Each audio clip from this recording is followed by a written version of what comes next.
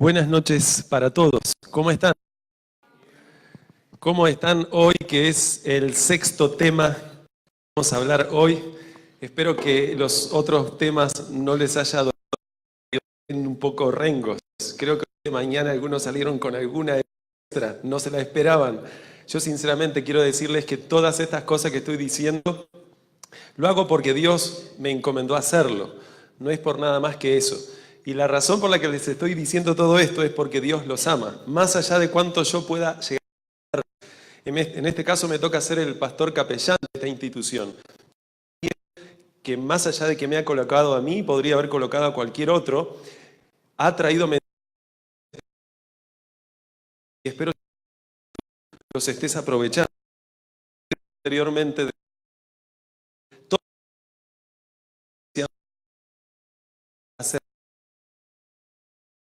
Hoy yo tenía preparado algo también especial para ustedes, que era poder transmitirles un testimonio conectándome online con una persona muy querida, un amigo que tengo en Venezuela, para que él pudiese contarles aquí en vivo y en directo su testimonio. Un testimonio cortito, de 4 minutos quizás, pero por lo menos lo que Dios ha hecho en su vida. Pero la cuestión es que por causa de la crisis que está viviendo Venezuela, y ustedes creo que lo saben, y si no pueden entrar a internet y ahí se fijan, no solo no tienen internet, a veces ni siquiera tienen energía eléctrica. Hay lugares de Venezuela donde desde hace 3 meses que no tienen agua, sin hablar de los alimentos que escasean y los precios son exorbitantes. Por lo tanto, hay mucha gente que quisiera tratar de alimentar a sus familias y no tiene otra cosa que ver morir a sus seres queridos, aparte de los medicamentos que no hay, y toda una situación terrible que está viviendo ese país. Así que hoy, antes de comenzar este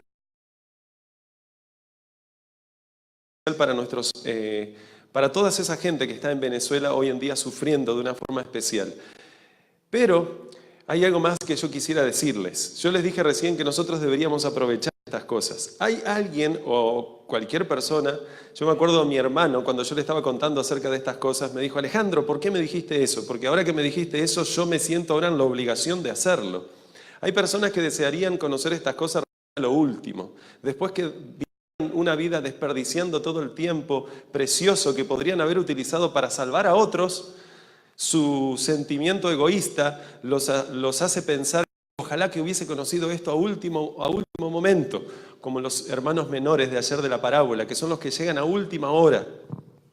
¿Y por qué? Porque estas personas muchas veces, cuando ven los testimonios de los hermanos menores, como yo, que me considero un hermano menor, yo no soy adventista desde hace más de 12 años, a pesar de que alguno dirá: oh, eso es mucho. No, eso no es mucho, porque acá hay adventistas de cuna, y como decía ayer, de recontracuna, y quizás de muchas generaciones. Pero la cuestión es que cuando viene alguien de afuera y vivió tantas cosas que el mundo ofrece, las personas, muchas veces, no todos, pero los hermanos mayores, que suelen ser, no todos, pero suelen estar identificados como los hermanos mayores egoístas de esta parábola del hijo pródigo, que no quería a ese hermano menor y que desearía haber sido como el hermano menor, decir ellos: ojalá que yo hubiese sido así como mi hermano menor, ojalá que yo hubiese venido a última hora, ojalá que yo me hubiera podido revolcar en toda esa inmundicia que él se revolcó para después venir a la casa del Padre.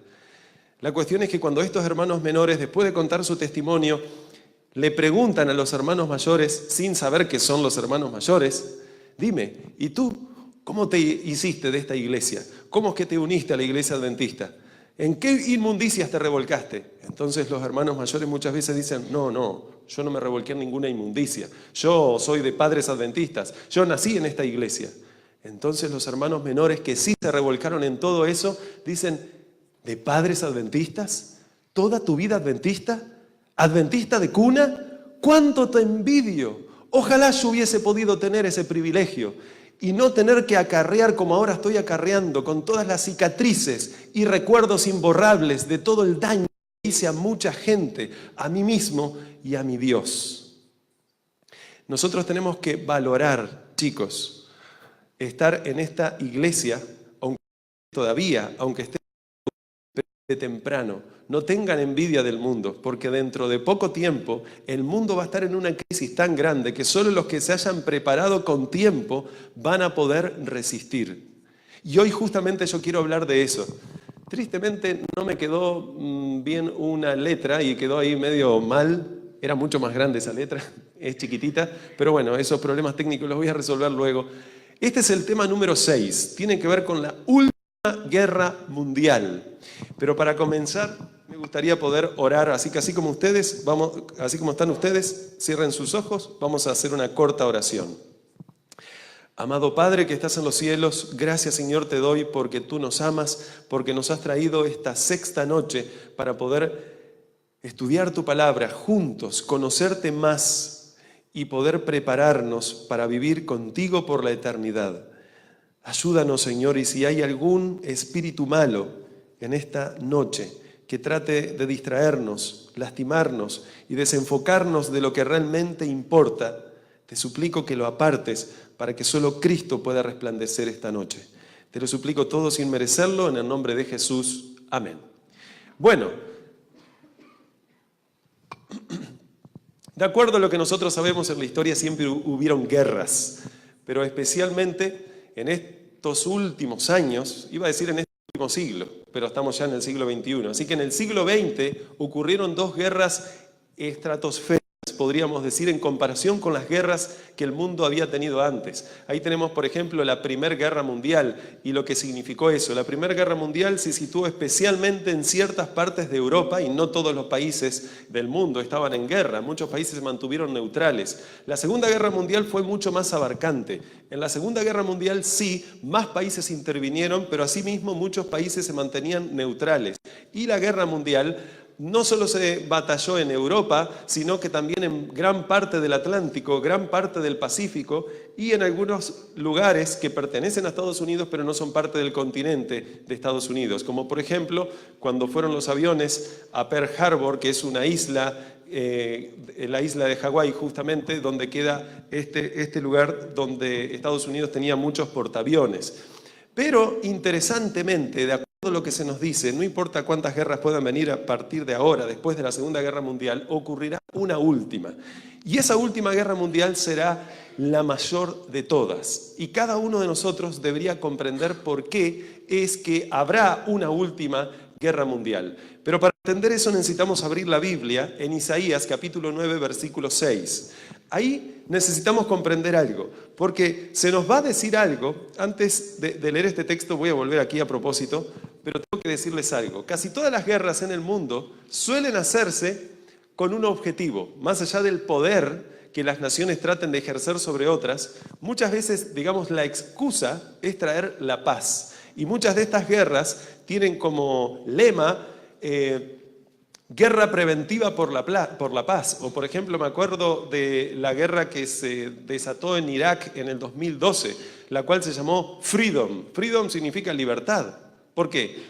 Era un país, de acuerdo a muchas personas, y seguramente lo era, oprimido. Entonces viene Estados Unidos para tratar de generar la paz, pero a través de una guerra que hoy muchos están lamentando de todas estas cosas que sucedieron, porque Irak, a diferencia de ser un lugar donde ahora hay más paz, hay más guerras, hay más conflictos, de ahí es donde de forma especial surgió ISIS, que es el Estado Islámico, y todo por causa de tratar de traer la paz a través de los medios inadecuados. De acuerdo a lo que dice la Biblia, ahora sí, en Isaías capítulo 9, versículo 6, vamos a leer algo interesante. Porque se va a describir a alguien que de acuerdo a la Biblia es el príncipe de la paz.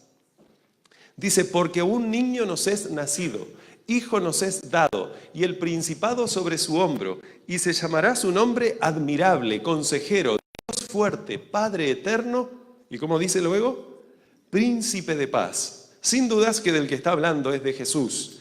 Ahora, fíjense el contraste de otro texto. Dice Mateo capítulo 10, versículo 34, dice Jesús esto, no es que alguien dice de Jesús, el mismo Jesús dice, quien es el príncipe de la paz, dice, no penséis que he venido para traer paz a la tierra, he venido para traer paz, sino espada. Y acá entonces, cuando estudiamos la Biblia de esta forma, totalmente descontextualizado, utilizando un texto por aquí, otro por allá, pero sin leer el contexto, sin ver cómo unir esos textos, podemos decir, la Biblia se contradice. La Biblia automáticamente no puede ser un libro inspirado por Dios, porque por un lado la Biblia dice que Jesús es el príncipe de la paz y el mismo Jesús dice, Miren que yo no he venido a traer paz, sino que he venido a traer espada. Es más, quizás algunos de ustedes, o no, sea la primera vez que escuchan algo semejante, pero esto está en la Biblia. ¿Y qué hacemos? La cuestión es que Jesús estaba hablando de algo que muy pocos comprenden, que si comprenderían, entonces en este mundo realmente podría haber. Por causa de que no comprenden, no aceptan o no quieren, entonces en este mundo no hay paz, sino hay espada. ¿Qué es lo que estaba queriendo decir Jesús? ¿Cómo es que es el príncipe de la paz? Y al mismo tiempo dice que no ha venido a traer paz, sino espada. Esa respuesta la podemos encontrar en otro texto. En este caso, en Juan capítulo 14, versículo 24, donde dice, la paz os dejo, mi paz os doy. Fíjense que Jesús dice que da la paz. Yo no os la doy como el mundo la da. No se turbe vuestro corazón ni tenga miedo. Acá nosotros tenemos dos tipos de paz. Una es la paz que da Jesús, pero otra es la paz que da el mundo, porque ahí dice, yo no doy la paz como el mundo la da. O sea que el mundo también da paz. Pero la cuestión es que la paz que ofrece Jesús es diferente de la paz que ofrece el mundo. E interesantemente, las dos paces buscan un objetivo. Las dos paces buscan el objetivo de quedarse con el corazón del ser humano. De acuerdo a la Biblia, Jesús nos dice que Él quiere darnos paz en nuestro corazón y que Él no la da como el mundo la da. Ahora, lo mismo dice el mundo. El mundo dice no acepten a Jesús porque podemos tener paz en Jesús. No hace falta traer a Dios a la ecuación, podemos traer paz al mundo. Eso es lo que dice el mundo. La cuestión es que de acuerdo a lo que dice la Biblia, esas dos paces combaten la una con la otra. Lo que se supone que debería ser una contradicción, dos medios para buscar la paz y que haya guerra, es lo que ocurre exactamente. De acuerdo a la Biblia, la paz de Dios combate con la paz del mundo. Hay guerra entre ambas y no se puede evitar. Fíjense que algo que demuestra acerca de esta guerra y paz al mismo tiempo es algo que podemos encontrar en Juan capítulo 23. A propósito, no voy a poner todos los textos en pantalla. Asumo yo que algunos de ustedes podrán tener Biblia o celulares en su Biblia. Pero dice en Juan capítulo 8, versículo 23 al 27, una historia, no es una parábola, de cuando Jesús calma la tempestad. Y vamos a leer rápidamente. Dice, y entrando Él en la barca, sus discípulos le siguieron. Él estuvo en la barca después de hacer mucho trabajo ese día. Estaba sumamente cansado Jesús, como muchas veces están ustedes, especialmente los que son cuarto becarios y a veces les toca hacer cosas que no están acostumbrados y a veces tienen exámenes y a veces tienen un estrés extra y vaya a saber qué cantidad de cosas y ustedes dicen, no doy más, quiero dormir. Y cuando encuentran un lugar donde se supone que hay paz y hay bonanza, parece que es más placentero y automáticamente, sin que ustedes lo quieran, parece que ya están casi durmiendo, cabeceando. Espero que no sea eso es lo que vaya a ocurrir hoy. Pero la cuestión es que esto es lo que le estaba pasando a Jesús. Jesús se dispuso a dormir en el mar de Galilea, donde no había tormenta ninguna, donde había bonanza, donde las olas amacaban la barca, me imagino, haciendo lo mismo que una madre hace con su cuna a un bebé. Entonces Jesús dijo, voy a dormir un rato. Pero sucedió que dice que el versículo 24 de aquí, que se levantó en el mar una tempestad tan grande que las olas cubrían la barca. Yo recuerdo que una vez me pasó algo parecido cuando estaba junto a mi hermano. Yo tengo dos hermanos, yo soy el mayor, el hermano menor mío estaba junto a mí en un bote, estábamos en el medio del río, de la nada, no sé cómo, se levantó una tormenta y yo, como era el mayor y era el que más fuerza tenía, mi hermanito era muy chiquito, empecé a remar todo lo que pude contra la costa, para ir a la costa, pero no me permitía ir a la costa, no me permitía regresar. Las olas empezaban a entrar, a tirar agua y a entrar adentro y yo la verdad me estaba preocupando, no solo por mí, sino porque estaba mi hermano menor. Gracias a Dios la historia terminó bien, porque desde la costa salió alguien con una lancha que enganchó nuestro bote y nos devolvió.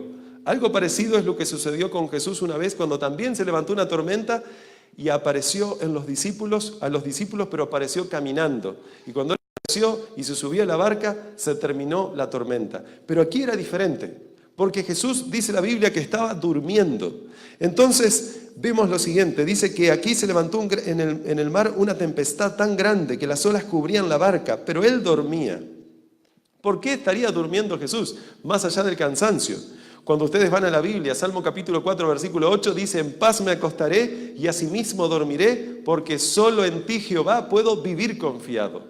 Jesús confiaba en su Padre, y eso le permitió descansar, cuando se supone, aparentemente, la lógica del mundo te dice: no puedes dormir. Entonces vinieron sus discípulos y le despertaron diciendo: Señor, Señor, sálvanos que perecemos. Entonces él les dijo, levantándose obviamente: ¿por qué teméis, hombres de poca fe?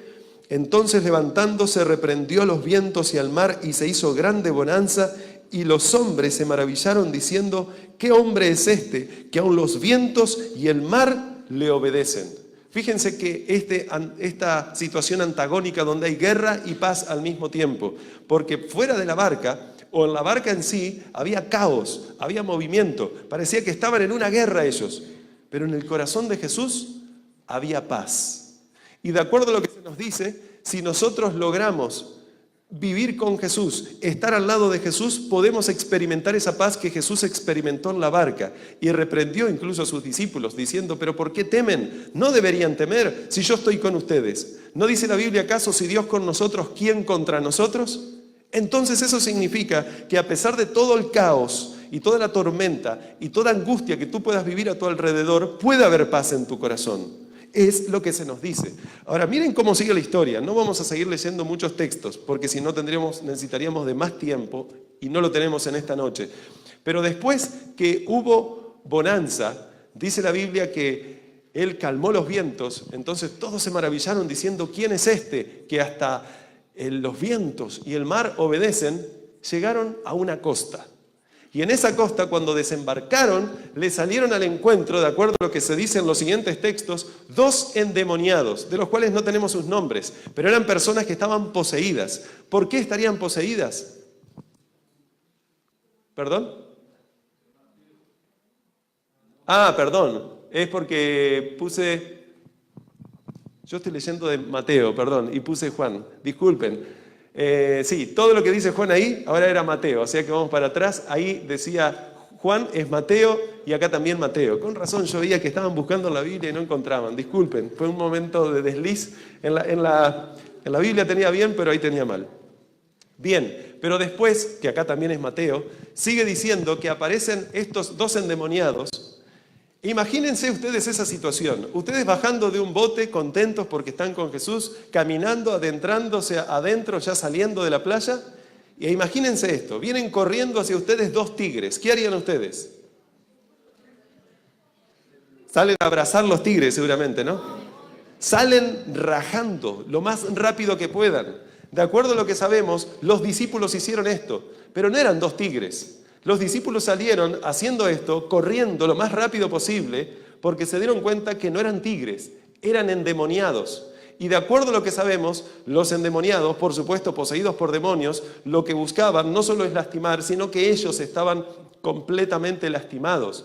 Tenían seguramente cadenas colgando con las cuales los habrán querido sujetar, su piel rasgada por piedras, lleno de sangre por todos lados, pegando alaridos, tratando de ir hacia ellos, lo que los endemoniados suelen hacer. Y en esa situación entonces los discípulos salen corriendo todo lo que pueden, y cuando se dan vuelta para encontrar a Jesús, perdieron a Jesús. ¿Dónde está Jesús?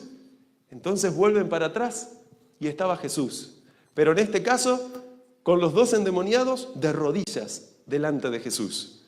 El mismo Jesús que levantó la mano para detener el viento y las olas del mar, ahora había detenido la mano y los endemoniados no pudieron hacerle absolutamente nada. ¿Qué había en Jesús? Que a pesar del caos que se vivía alrededor y esa guerra que él estaba experimentando en carne propia, podía haber paz en su corazón. Una historia parecida la encontramos en Hechos, ahora sí, no me equivoqué, capítulo 16, versículo 23 al 33, que no vamos a leer ahora, pero ustedes lo pueden ver luego. Es la historia de Pablo y Silas en la cárcel. Después de haber sido azotados, y creo yo que debe doler un azote, ellos recibieron muchos azotes. Después de haber sido azotados, estaban en la cárcel, y en la cárcel estaban cantando. Y había un carcelero que, de acuerdo a lo que dice la Biblia, se le dijo que cuidase a esos hombres, porque en otro momento ya ellos se habían ido, se habían escapado, porque un ángel había ayudado a Pedro. Entonces le dijeron, cuídalos. Y en ese entonces, si no cuidaban lo que se les encargó, corría peligro sus vidas. Quizás hasta los torturaban antes de matarlos. Entonces hubo un gran terremoto de noche, se abrieron todas las celdas, se rompieron las cadenas de los presos, y este hombre, que era el guardia, vio ese terremoto y se dio cuenta que todo estaba abierto, se creyó que se habían escapado todos. Sacó una espada para matarse y entonces escuchó la voz de Pablo: no te hagas daño porque todos estamos aquí. Entonces ese hombre, dándose cuenta de que había sucedido un milagro para que todos los presos no se fuesen y que de alguna forma Dios también le había salvado su propia vida porque no iba a morir ni se tenía que suicidar, entonces arrodillado clamó y dijo: ¿qué es necesario para ser salvo? Y entonces Pablo le dijo: cree en el Señor Jesús y serás salvo. La historia termina de ese hombre carcelero, aunque no es que termine, pero la historia ahí en la Biblia, lo último que se menciona es que no solo se bautizó él, sino toda su familia esa noche. ¿Qué podía haber en el corazón de esos hombres para, a pesar de todo el conflicto que vivían a su alrededor y de los latigazos que habían padecido y de todo el caos que había, ellos tuvieran paz hasta el punto de, en vez de estar durmiendo, estar cantando? Bueno, la cuestión es la siguiente. Nosotros debemos entender algo. ¿Qué debo hacer yo para poder tener esa paz? Porque evidentemente Dios nos enseña de su ejemplo y de cosas que sucedieron en su vida y en cosas que sucedieron en la vida de sus discípulos, que esa paz no solo es para ellos, sino como dijo Jesús: mi paz os dejo, mi paz os doy. Yo no os la doy como el mundo la da. No se turbe vuestro corazón ni tenga miedo. ¿Qué debo hacer entonces para tener esa paz? Bueno, en primer lugar, lo que tienes que hacer es apartarte del mundo. Y tú dirás: ¿qué significa esto? ¿Tengo que agarrar una nave espacial e irme al espacio exterior? ¿Eso significa? No, no significa eso. Pero te aclaro algo. Cuando venga Jesús por segunda vez, todos nos vamos a ir al espacio exterior. Yo no sé qué tecnología utilizará Dios. No sé si incluso necesita tecnología para eso. Lo que sí sé es que no en cohete, no en una nave espacial, sino de alguna forma mucho más sorprendente, todos los hijos de Dios, junto a todos los ángeles que van a venir a buscarnos, de acuerdo a Mateo capítulo 24, versículo 30, vamos a viajar al cielo. ¿Cuánto durará ese viaje? No tengo tiempo ahora para hablarte acerca de eso, pero durará una semana. Ahora, ¿pero qué es lo que debo hacer yo ahora? La Biblia dice que yo lo que tengo que hacer es apartarme del mundo, pero no necesariamente, no físicamente. Dios, cuando envió a su Hijo, si realmente quisiera que su Hijo se apartara del mundo, primero que nada no lo hubiese enviado al mundo. Y lo envió al mundo. Y no solo lo envió al mundo, lo hizo como nosotros. Emmanuel, Dios con nosotros, era como nosotros. Era el salvador de nosotros. Se necesitaba un ser humano para salvar al ser humano. Así que lo que hizo Dios es, en vez de alejarse del ser humano, se acercó más de lo que ya estaba. Y lo hizo a través de su Hijo. ¿Qué es lo que Él quiere entonces que yo haga cuando Él nos dice que nosotros tenemos que apartarnos del mundo? No habla que físicamente tenemos que apartarnos, como algunos, por ejemplo, en esos super monasterios que tienen en algunos lugares como el Tíbet, que se alejan. Eso se llama ascetismo. Quedan alejados de la sociedad en un lugar donde la sociedad no los moleste. No es así. Dios lo que quiere es otra cosa. Jesús se mezclaba con las personas, pero mezclarse con las personas no significa comportarse como las personas. De acuerdo a lo que Jesús enseñó en Juan capítulo 14, ahora sí, espero que sea Juan, creo que sí, versículo 15 y versículo 16, dice: no ruego que los quites del mundo, sino que los guardes del mal. Jesús no dijo: Padre, llévalos a casa ahora. No, ya iba a llegar el momento, en la segunda venida de Jesús, y Jesús todavía no vino, cuando entonces seríamos quitados del mal. Lo que Jesús estaba pidiendo ahora es que nos guardase del mal, que su Padre nos guardase a nosotros del mal. Y luego aclara: no son del mundo, como tampoco yo soy del mundo. Jesús lo que estaba queriendo decir es que le estaba rogando a su Padre en ese momento, no solo por ellos que estaban ahí, sino por todos nosotros, para que nos ayude Dios a alejarnos de toda cosa que nos aleje de Dios y acercarnos a toda cosa que realmente nos acerque a Dios, que nos comportemos como Dios quiere que nos comportemos. Eso es lo que significa alejarse del mundo. Unirse al mundo, mezclarse con el mundo, pero no comportarse con el mundo. Fíjense que de alguna forma está reflejada esa enemistad entre el mundo, entre la paz del mundo y la paz de Dios en este texto de Santiago capítulo 4, versículo 4. Dice, ¿no sabéis que la amistad del mundo es enemistad contra Dios? O sea que si yo quiero ser amigo del mundo, automáticamente me hago enemigo de Dios. Cualquiera pues que quiera ser amigo del mundo, se constituye enemigo de Dios. Por eso es que las dos paces luchan una contra la otra. Ahora, ¿qué quiere Dios? ¿Que tú andes teniendo enemigos por ahí a cada rato? ¿Que tú entonces te enemistes con el mundo? Acuérdense, Jesús vino a este mundo para ser amigo del mundo. Muchas veces Jesús se refirió incluso a sus enemigos como, amigo, ¿qué te he hecho? Y no lo decía como a veces nosotros decimos a alguien amigo, sin ser nuestro amigo. Jesús entendía que sí, esa persona podía ser un amigo. Hasta los buenos amigos te traicionan. Pero Jesús trataba a todo el mundo como su amigo. Jesús lo que quería era ser amigo. Entonces, ¿qué quiere decir este texto cuando dice que si tú quieres ser amigo del mundo, es enemistad contra Dios? En este contexto, la palabra mundo no significa personas, todas las personas del mundo, ni el planeta Tierra. En este contexto, la palabra mundo tiene que ver con las cosas mundanas, con el comportamiento de las personas mundanas. Ser amigo de ese comportamiento, obtener ese comportamiento, comportarte como el mundo se comporta, tristemente te conviertes en un enemigo de Dios. Pero acercar a las personas. Es más, de acuerdo a lo que Jesús acercaba a las personas como quien deseaba hacerles bien y luego que ganaba su confianza, les decía, sígueme. Ahora, ¿qué es lo que sucede cuando yo me comporto como Jesús? De acuerdo a la Biblia, esto ya es muy antiguo, no solo pasa ahora. Fíjense lo que dice, Primera de Juan capítulo 3, versículo 11 al 13. Porque este es el mensaje que habéis oído desde el principio, que nos amemos unos a otros. Cuando tú amas a las personas del mundo y empiezas a demostrárselo, acuérdate que estás entonces manifestando la paz de Dios. Pero cuando la paz de Dios aparece en escena, automáticamente aparece la enemiga de la paz de Dios. Y la enemiga de la paz de Dios es la paz del mundo porque luchan la una con la otra.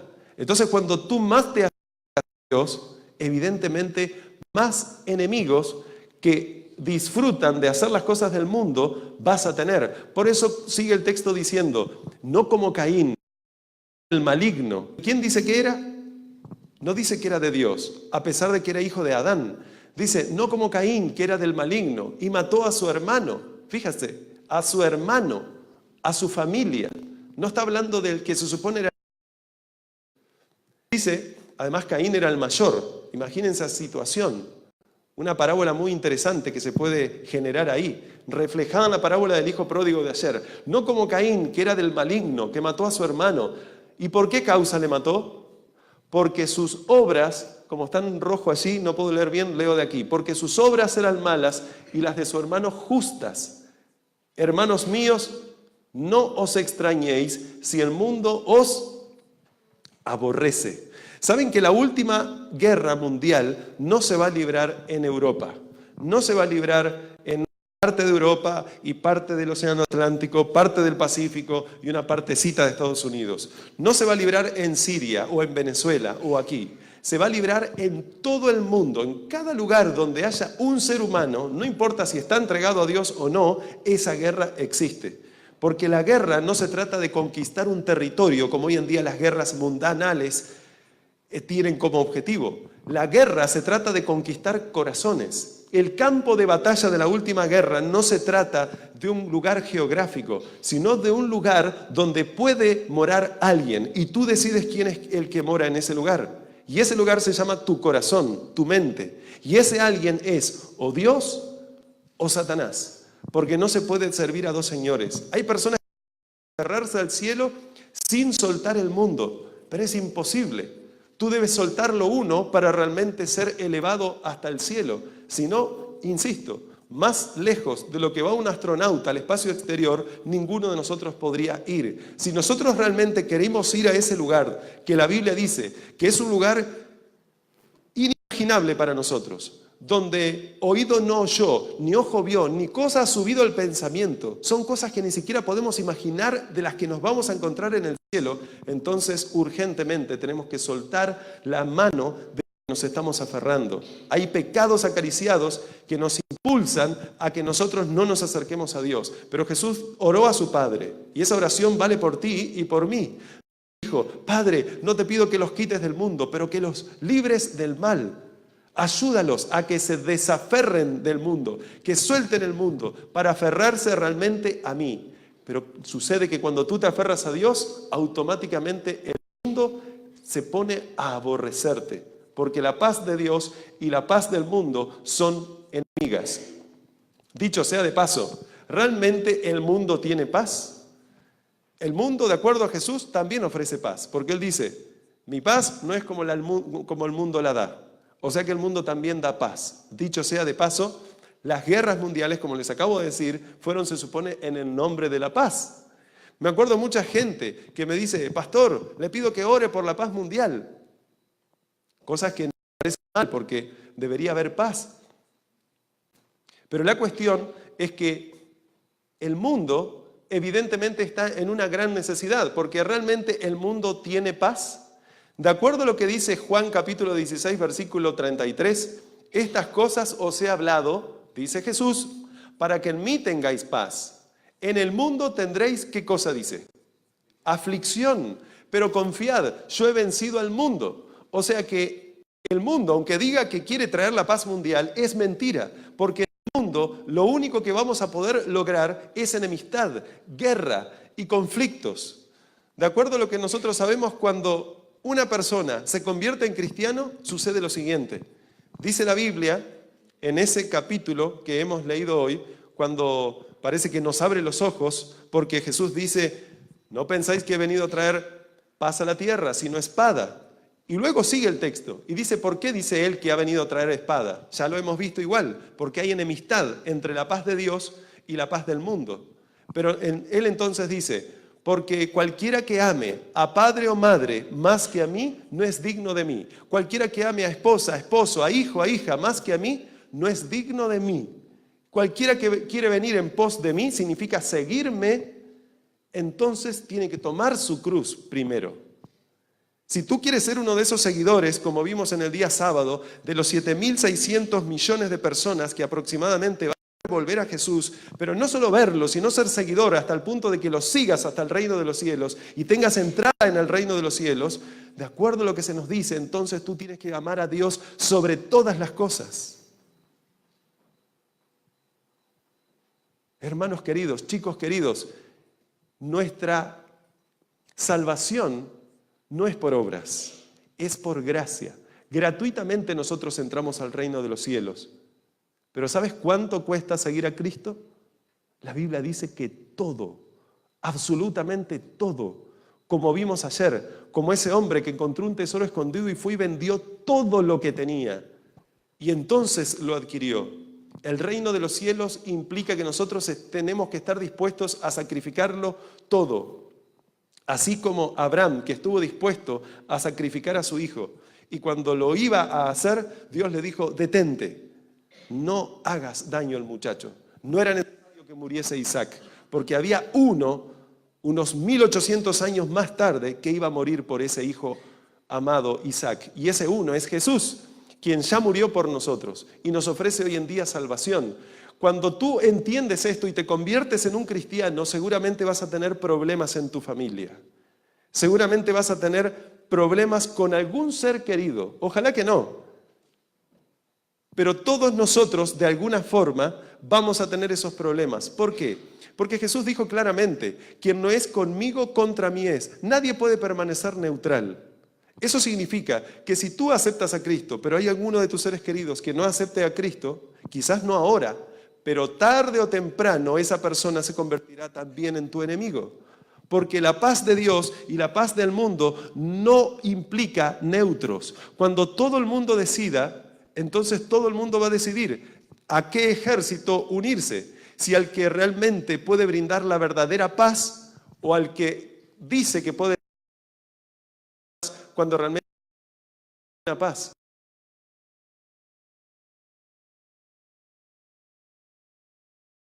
tú tienes algún problema familiar con algunos. Yo no lo sé.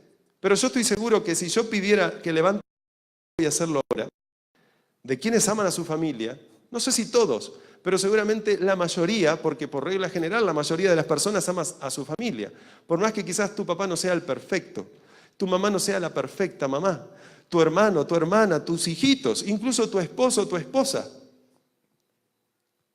La cuestión es que asimismo, si algo les pasase hoy, si falleciesen en el día de hoy, muy posiblemente tú derramarías lágrimas. No sé si tú levantarías ahora la mano o no, no te voy a hacer levantar la mano por eso. Pero lo que sí sé es que de acuerdo a lo que se nos dice, el ser humano se ama también. De acuerdo a lo que se nos dice, nosotros amamos a nuestros familiares. Nosotros amamos a nuestra familia. Pero ¿qué hacer cuando nosotros amamos a Dios por encima de nuestra familia? Pero no queremos tener conflicto con nuestra familia. ¿Saben lo que sucede? Que mucha gente dice, yo amo tanto a mi familia, no quiero generarle este estrés, no quiero generarle este chasco. Ellos quieren que yo permanezca en las tradiciones en las cuales fui criado desde pequeño. Hay personas que son católicos porque vivieron toda su vida en la iglesia católica. Hay personas que son protestantes, evangélicos, porque toda su vida estuvieron ahí, porque son bautistas porque toda su vida estuvieron ahí, o son del Islam porque toda su vida estuvieron ahí, o son adventistas porque toda su vida estuvieron ahí. Pero no basta con ser adventista de cuna, o ser bautista de cuna, o lo que sea de cuna, o porque siempre estuviste ahí. Lo que Dios quiere es tener una relación personal contigo. Y cuando tú comienzas a tener una relación personal con Él, Él quiere que empieces a tomar decisiones. Porque tú no solo te tienes que quedar en las palabras, porque la fe sin obras es muerta, de acuerdo a lo que se nos dice. Y si tú empiezas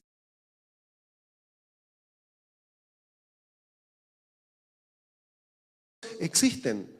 Tú no debes matar, tú tampoco tienes que adulterar. Es más, hay un cuarto mandamiento, el cual dice que yo creé el mundo en 6 días y en el séptimo reposé. Ese también es para ti, hijo. Cuando tú comprendes eso, dices, wow, yo quiero seguir a Jesús. Pero cuando tu familia no comprende eso, vas a tener enemistad. Y cuando muchos empiezan a tener esa enemistad, cuando vienen los problemas, así como Jesús lo contó en la parábola de las 4 semillas, algunos desisten. Y los que desisten hacen lo siguiente, yo no quiero tener problemas con mi familia, así que como no quiero tener problemas con mi familia, no, Jesús, yo sé todo lo que tú quieres que haga, pero ahora no, algún día. La cuestión es que si tú realmente amas a ellos, no debes ser egoísta. Si tú amas a tu familia y quieres también verlos en el reino de los cielos, tú tienes que luchar por tu familia. ¿Cuántos de ustedes, no levantan las manos, seguramente estarían dispuestos a dar su vida por su familia? Hay personas que dicen, yo amo tanto a mi familia que no les quiero decir que realmente he descubierto cuál es el camino correcto. He descubierto que hay que guardar el sábado, por ejemplo. Amo tanto a mi familia que no les quiero dar ese disgusto. Pero la cuestión es que si tú realmente amas a tu familia y entiendes en el que estás y en el que tu familia está, vas a hacer lo posible para salvar a los tuyos. Y si vas a hacer lo posible por amor a ellos, significa que debes luchar por ellos. Y cuando tú luchas por ellos, muchas veces vas a tener que luchar contra ellos. De la misma forma que ocurrió hace muchos años, cuando el ángel de Jehová, que no era ni más ni menos que Jesús, se enfrentó con Jacob y tuvo que luchar contra Jacob. Con Jacob, por amor a Jacob, para salvarle la vida a Jacob, tuvo que luchar contra Jacob. Y cuando luchó contra Jacob, y Jacob se dio cuenta contra quién estaba luchando, y que era contra el ángel de Jehová, no era ni más ni menos con su creador, él sorprendiéndose, dijo, no te soltaré hasta que no me bendigas. O sea que la única forma en que nosotros podamos vencer en esta batalla en la que estamos, es permitiéndole a Dios que venza en nosotros. Dios nos va a permitir siempre luchar contra Él. Es más, tú y yo luchamos todos los días contra Dios. Todos los días nosotros nos enfrentamos a tomar decisiones y decimos, Señor, ¿te voy a obedecer a ti o me voy a obedecer a mí y por lo tanto a Satanás? Todos los días, chicos, todos los días grandes, nosotros estamos tomando decisiones. Y la única forma en que tú y yo podamos vencer es que dejemos de luchar contra Dios. Porque Dios quiere luchar contra nosotros, pero para salvarnos, para que nosotros nos rindamos ante Él, así como lo hizo Jacob, para entonces entregarnos la vida eterna, De acuerdo a lo que se nos dice, la paz del mundo solo provocará angustia, sufrimiento y muerte. Primera de Tesalonicenses capítulo 5 versículos 2 y 3. El apóstol Pablo, hablando de los eventos finales que ocurrirían en este mundo, dice: porque vosotros sabéis perfectamente que el día del Señor vendrá así como ladrón en la noche. Que cuando digan paz y seguridad, entonces vendrá sobre ellos destrucción repentina, como los dolores a la mujer encinta, y no, interesante, y no escaparán. Bien, si alguien puede recoger esto un poquitito, y ustedes me pasan allá atrás.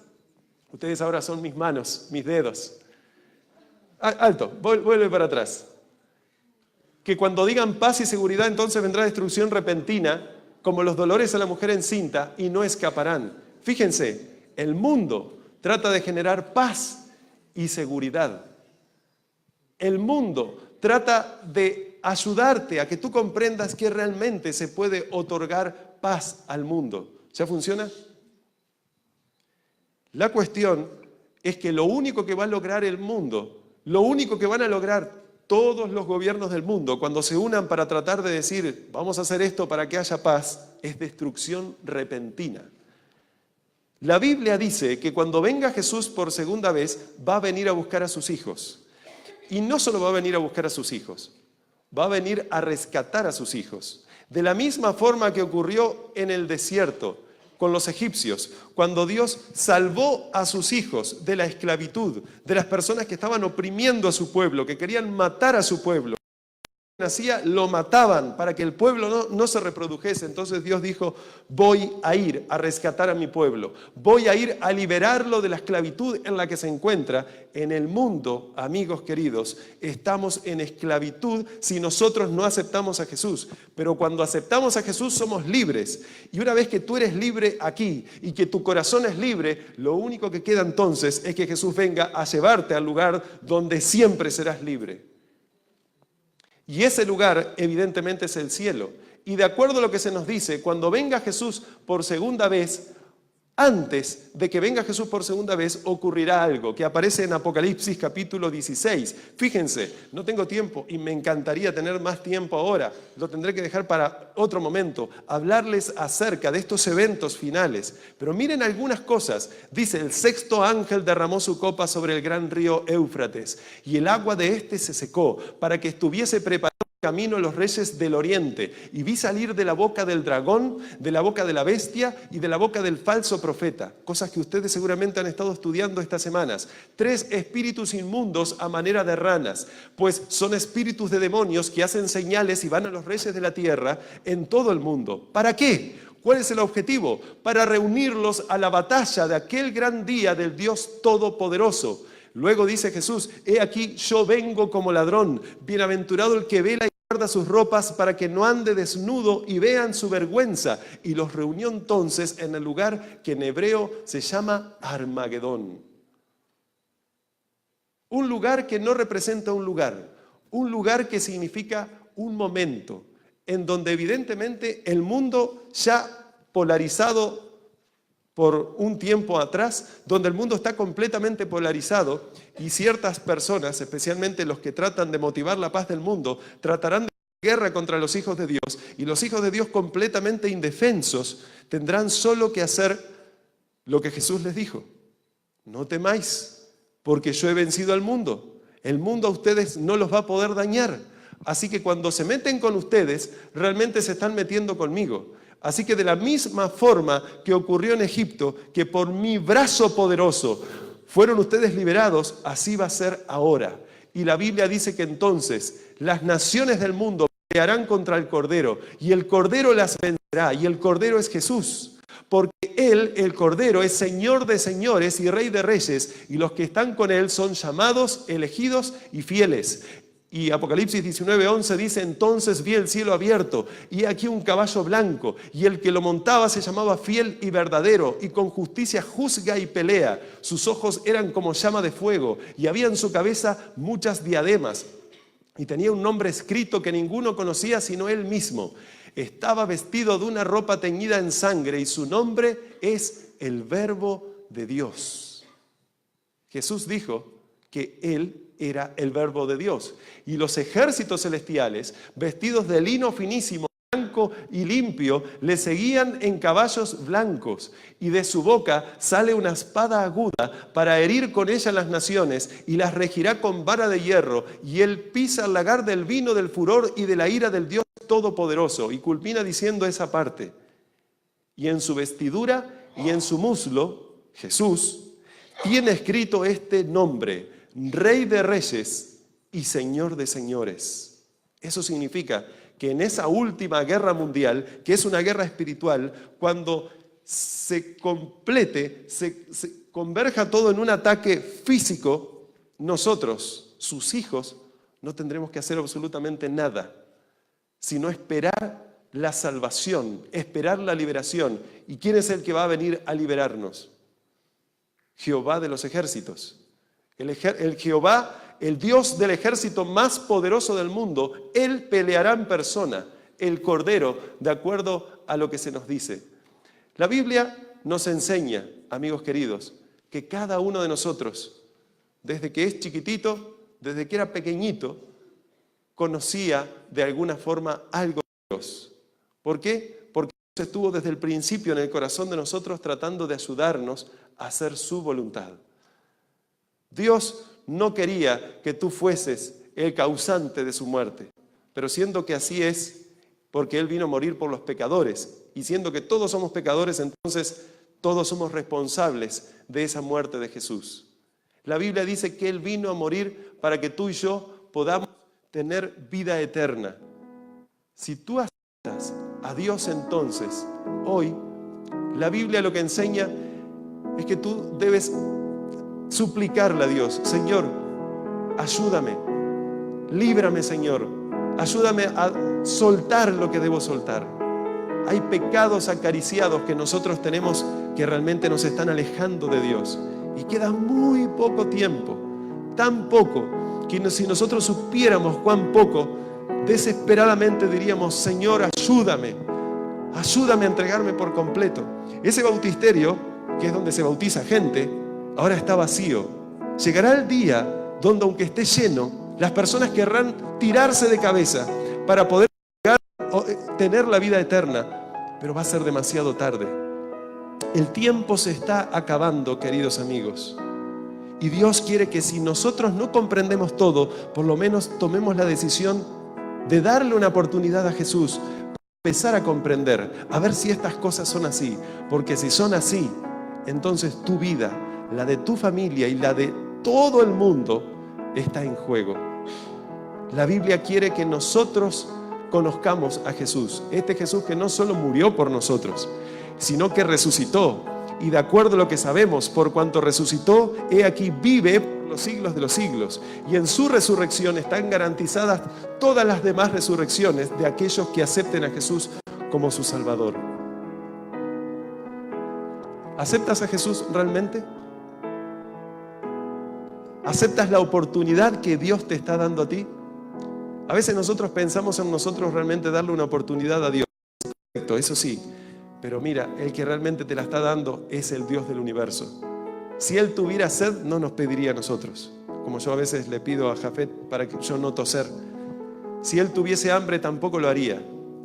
Aunque Él muchas veces se apareció a las personas, como a esa señora en un pozo, y le pidió de beber. Sencillamente no para que la señora le diera una oportunidad, porque Él se la quería dar a ella. Y amigos queridos, chicos y grandes, Dios nos está dando ahora mismo la oportunidad de que nosotros lo conozcamos, y entonces seamos transformados, y a través de nosotros, por el poder de Dios, con Jesús viviendo en nosotros, el mundo conozca estas cosas. Y una vez que el mundo las conozca, de acuerdo a Mateo 24:14, vendrá el fin. ¿El fin de qué? El fin del sufrimiento, donde podremos ir a un mundo donde ya no va a haber más dolor ni clamor, porque esas primeras cosas pasaron. Yo te pregunto, ¿quieres conocer a Jesús? ¿Quieres conocer a Jesús más de lo que ya lo conoces? ¿Puedo ver tu mano si es así? Si quieres conocer a Jesús, yo te invito a que hagas algo ahora. No te voy a pedir que te pongas de pie en esta vez. Yo voy a hacer silencio por 10 segundos. Y en esos 10 segundos tú le vas a pedir a Dios: Señor, ayúdame a conocerte. He hecho cosas que no son buenas, pero tú las conoces todas. Si algo de esto es cierto, te suplico que me lo muestres y que me des poder para poder avanzar. Luego de ese momento, entonces yo voy a culminar con una oración.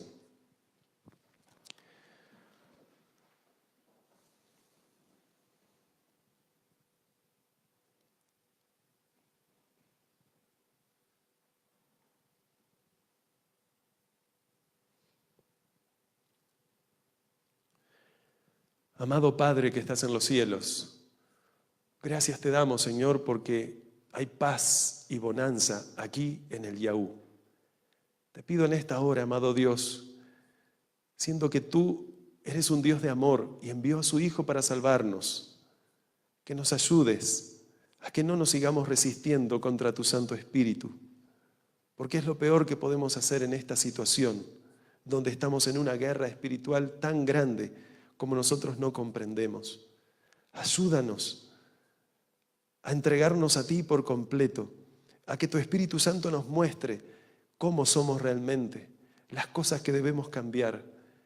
Y ayúdanos también a través del poder que sale de la cruz de Cristo, Señor, de Jesús habiendo muerto por nosotros, como nuestro sustituto y también como nuestro ejemplo, para poder vencer el pecado conforme a tu voluntad, Señor. Perdónanos en esta noche, porque cada uno de nosotros tenemos cosas que hemos hecho mal. Y ayúdanos a seguir avanzando, pero de tu mano, no de la mano del mundo, porque el mundo solo promete cosas, pero no las puede hacer, porque en el mundo tendremos aflicción, pero en ti, Señor mío, en tu amado Hijo, tendremos paz. Ayúdanos, Señor mío, entonces, a no temer. Y a partir de hoy, realmente, a cambiar cosas que deben ser cambiadas en nuestras vidas, abandonar cosas que deben ser abandonadas. Pero sabemos que no podemos solos. Por eso te suplico en esta hora que tu Espíritu Santo nos ayude a hacerlo, a ponerlo en práctica. Te suplico todo sin merecerlo, Señor, pero en los méritos de tu amado Hijo, quien también es Jehová de los ejércitos, tu amado Hijo Jesús. Amén.